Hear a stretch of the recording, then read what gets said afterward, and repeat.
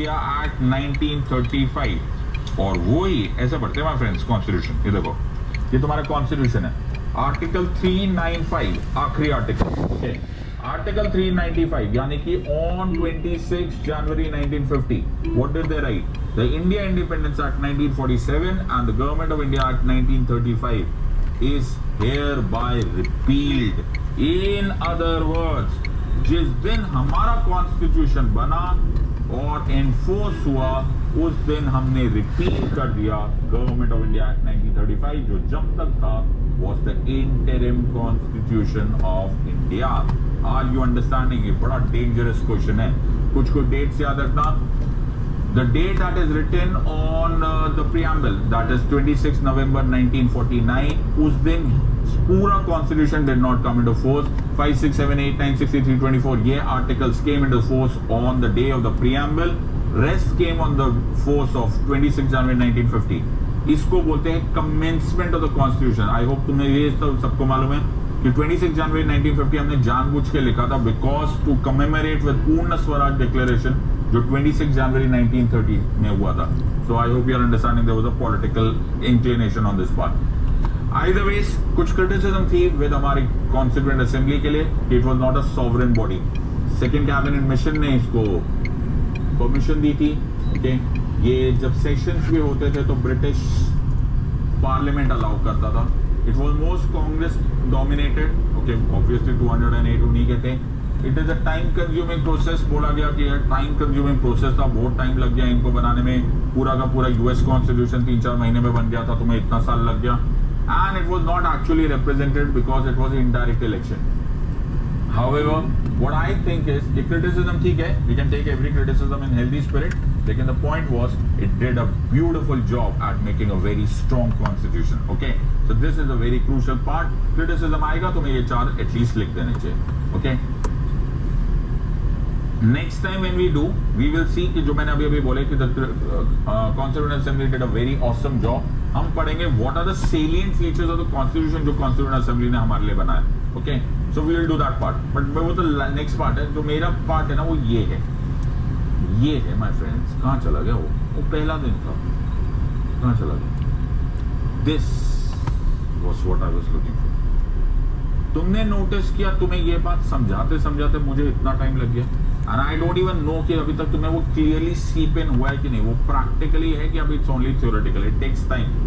Imagine the importance and the genius of people like Mahatma Gandhi जिन्होंने तब इस देश को समझा दिया इतना टेक्निकल प्रॉब्लम्स कैसे सॉर्ट आउट करेंगे विदाउट नोइंग कि हम कैसे कॉलोनी से फेडरेशन बनाएंगे, फेडरेशन से पहले प्रोविंशियल ऑटोनॉमी लेंगे, स्विट्जरलैंड एग्रीमेंट से हटेंगे, डॉक्ट्रिन ऑफ लैब से हटेंगे, डोमिनियन बनेंगे, इंडिपेंडेंस मांगेंगे, रिपब्लिक बनेंगे।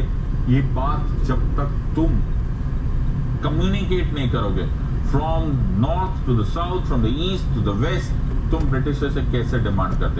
Imagine the genius of these people, these leaders of us जिन्होंने 7% लिटरेसी वाली इस कंट्री को एक साथ मोटिवेट किया, explaining these terms in the simplest possible ways to make them into a practicable action. I hope you understand, my friends. तुम्हारे मुंह से निकल ही जाना चाहिए. Say a silent thanks to these leaders. Say a silent thanks to the father of the nation. कि in leadership के बिना it would have been impossible for us to throw out Britishers because जो Britishers थे, they had not come here by military power. They had come by political and legal battle. Okay. So this is how we ultimately got our independence. Next time we will study at the salient features of the constitution. आज का topic हम करेंगे सारे salient features as given in the book as it is. So अपनी ना book खोल लो, okay? And साथ में करते रहेंगे और जहाँ पर मुझे ऐसा लगेगा कि I have to add something या to subtract something, वो मैं खुद कर दूंगा. Right? So focus on this. The first salient feature is it is the lengthiest written constitution. या पहले ना इसको समझ लो, ये भी एक बड़ी मेजर हेडेक है। हमारे बड़े सारे नासमझ परिंदे जो एग्जाम देने जाते हैं ना IAS के, उनको लगता है ये रिटन कॉन्स्टिट्यूशन और अनरिटन कॉन्स्टिट्यूशन क्या है। ओके, बहुत सारे लोग बोलते हैं। First of all, you should know that America was the first one to write the written constitution or make a written constitution. Unwritten का मतलब ये नहीं होता माय फ्रेंड्स, को लिखा ही नहीं हुआ। अनरिटन का मतलब होता है it is very very flexible, it is very very easy to change. British constitution is based upon the previous most judgements, conventions, customs, traditions पे बेस्ड है। It can keep on changing, इसलिए उसको unwritten constitution बोलते हैं। तो please ऐसे मत सोच लेना किसी के दिमाग में या डिजिटल लिखा हुआ या समथिंग लाइक दैट। ओके, पता नहीं क्या क्या दिमाग में ख्याली पुलाव बनाने लगते हैं। Don't do all that part. Okay, so the point here is it is an unwritten constitution, this is a written constitution. India ने भी अडॉप्ट किया रिटन कॉन्स्टिट्यूशन और इसको लेंदीएस्ट बना दिया। हमारा सबसे बड़ा रिटन कॉन्स्टिट्यूशन है। भाई ऐसा क्यों लिख दिया आपने, इतना बड़ा कॉन्स्टिट्यूशन क्यों लिख दिया? इसलिए लिख दिया because geographical reasons है। Look at the size of India, right? Number one, look at the variety of India, look at the number of race, religion, caste that is present in India. So the point here is that you will have to cater to the needs of everyone. So geographical reasons से। दूसरा, हमने union और state के लिए एक साथ ही लिख दिया। तो भाई डबल तो हो गई। Are you understanding? तो यूनियन और स्टेट के लिए कॉमन कॉन्स्टिट्यूशन है। Okay, unlike some other countries जहाँ पे यूनियन के लिए अलग है, फेडरल लॉज अलग है, स्टेट लॉज अलग है। फिर एक और बात है, ये थोड़ी बहुत हमारी बीमारी है। ओके, लॉयर्स एक ही बात को बोलने के लिए उसको कवर अप करते हैं चारों तरफ से। तो we use the word whereas, henceforth, you know, notwithstanding, despite, what is that trying to do?